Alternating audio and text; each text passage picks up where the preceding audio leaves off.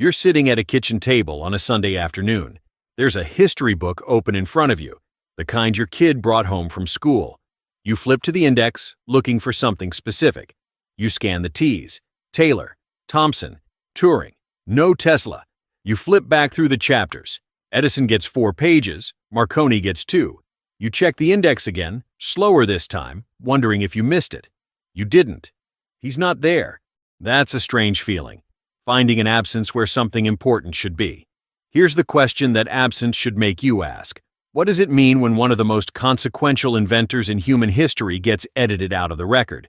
Not forgotten naturally, edited. And more importantly, why does it matter to you, right now, today, in ways that show up on a bill you open every single month? Most people who notice Tesla's absence from the history books assume it's just an academic oversight, an error of attribution, the kind of thing that happens when history gets compressed into textbook chapters. That's not what happened. Tesla's disappearance from mainstream education is one of the most consistent and thoroughly documented cases of deliberate historical erasure in American industrial history. The man held over 300 patents. He gave us the AC electrical system that powers every home and building in the country right now.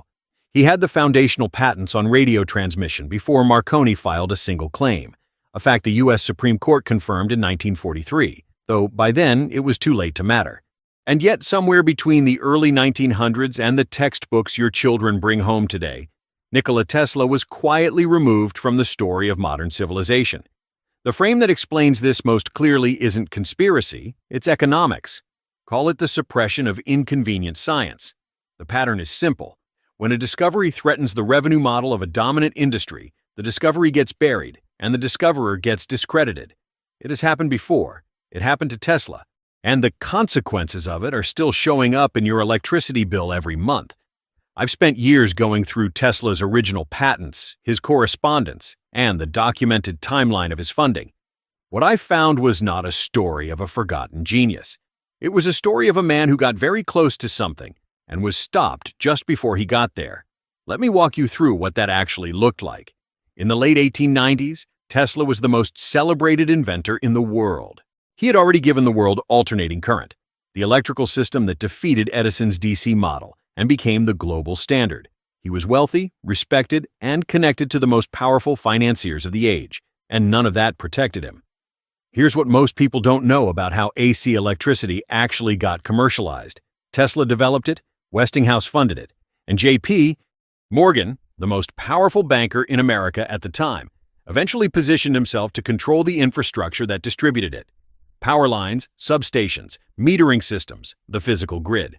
What that meant in practice was this. The moment electricity became something you could pipe into homes and charge people for, it stopped being a scientific achievement and became a revenue stream. And revenue streams require scarcity. You can only sell something if you can control access to it. Tesla understood this, and it bothered him deeply. The part that surprised me most when I read his actual correspondence from this period is how clearly he articulated the problem. He wasn't vague about it. He wrote that the commercialization of AC had become the opposite of what he intended, that instead of freeing people from dependence on centralized power, it had created a new and more sophisticated form of that dependence. So he started working on something else. What nobody tells you about Tesla's Wardenclyffe Tower project, the one that gets a brief dismissive mention in the few places he does appear in history, is that its public explanation and its actual purpose were two completely different things. Tesla told his backers, including Morgan, that Wardenclyffe was a wireless telephony experiment, a communications tower, commercially interesting, financially sensible, nothing threatening to the existing power infrastructure. That wasn't what it was. What Tesla was actually building was a system for transmitting electrical energy wirelessly, not just communication signals, but usable power, the kind of power that could reach a home, or a factory, or a remote community, without a single inch of copper wire, without a meter, without a monthly bill. He had described the underlying principle years earlier, in terms that were unusually direct for a scientist of his era. His position was that electrical energy was not a scarce resource to be generated and sold. It was ambient, abundant, present everywhere in quantities that made the idea of metering it almost absurd. And this is where most people make a mistake when they try to understand what happened next. They assume Morgan pulled Tesla's funding because Wardenclyffe failed technically. That's not what the record shows. Morgan pulled the funding when he understood what Tesla was actually building.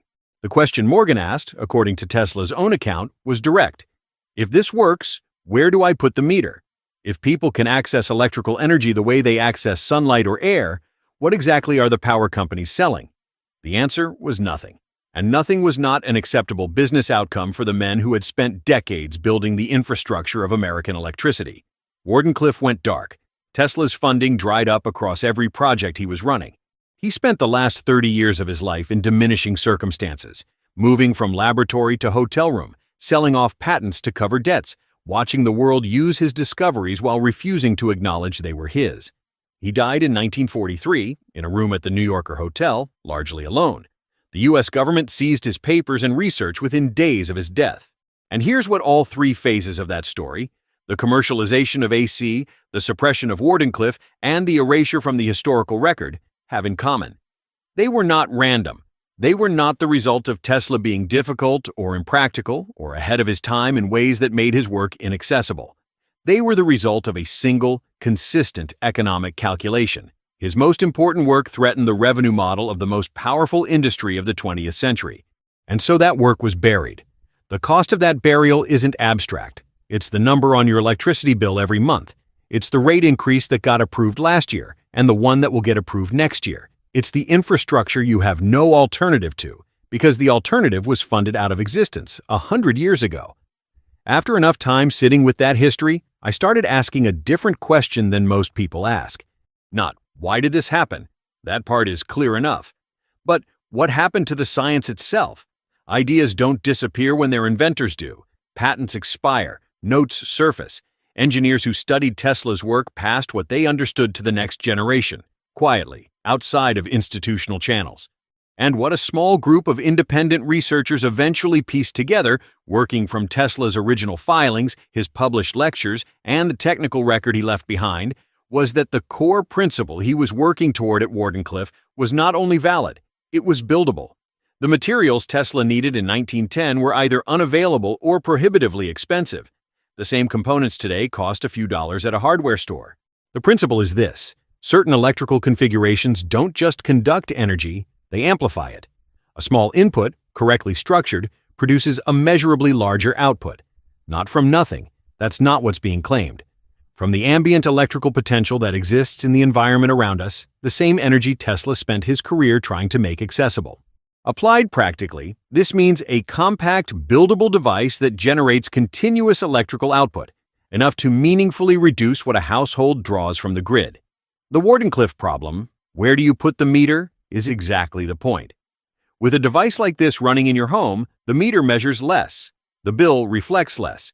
The utility company's control over your monthly costs decreases. Martin Craig in Austin documented his build. Parts cost him just over $100 at a local electronics supplier. His next electricity bill was the first one in years that he didn't open with a specific kind of dread. Andrew Johnson in Colorado, 71 years old, no prior experience with electrical work, built one with his grandchildren over a weekend. He said the instructions were clearer than anything he'd assembled from a hardware store kit. The resource that made both of those builds possible is a complete step-by-step guide based on Tesla's original work, updated for modern components. Full schematics, parts list, build sequence, everything you'd need to go from zero to a working generator without any prior technical knowledge.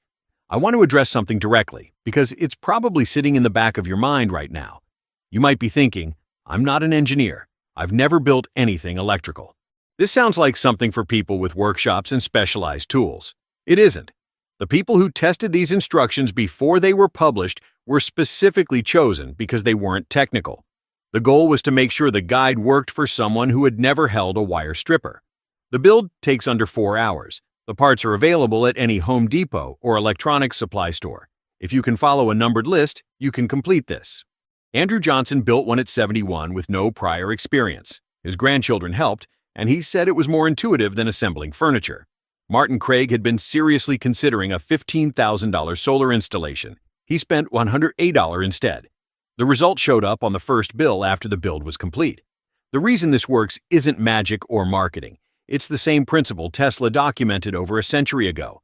electrical amplification through proper configuration of simple components. The science was sound then. It's sound now. What changed is that the materials are no longer expensive or hard to find. Here's what the next 6 months look like if nothing changes. The utility files for another rate increase. They did last year, and it was approved. Your summer bill comes in higher than last summer's. You make the same small adjustments you always make. The thermostat, the lights, the unplugged chargers. And they make the same small difference they always make, which is almost none. The bill goes into the drawer.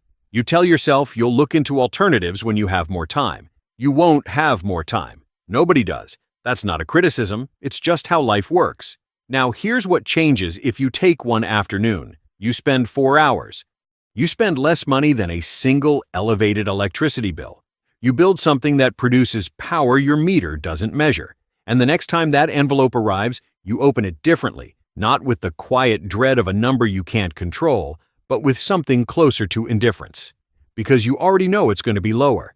That's not a dramatic transformation. It's just a small, permanent shift in who has control. Tesla spent his entire career trying to give ordinary people that shift. He was stopped, but the work survived. And the honest thing to say is this: you've already been paying the price of what was taken from him. You've been paying it every month for your entire adult life. Wanting a way out of that isn't greed or laziness. It's completely reasonable. Tesla didn't fail. He was interrupted. There's a difference. And it matters, because what he was building didn't require him to finish it for the principle to remain true. The next step isn't complicated. It doesn't require an engineering degree, a large budget, or any of the things the utility industry would prefer you believe are necessary for energy independence. If you want to see the specific guide and blueprints I'd point to, the ones based directly on Tesla's documented work, the link is in the description. If this gave you something to think about, subscribe for more. Leave a comment with what you knew about Tesla before this video and what landed differently by the end. I read everyone.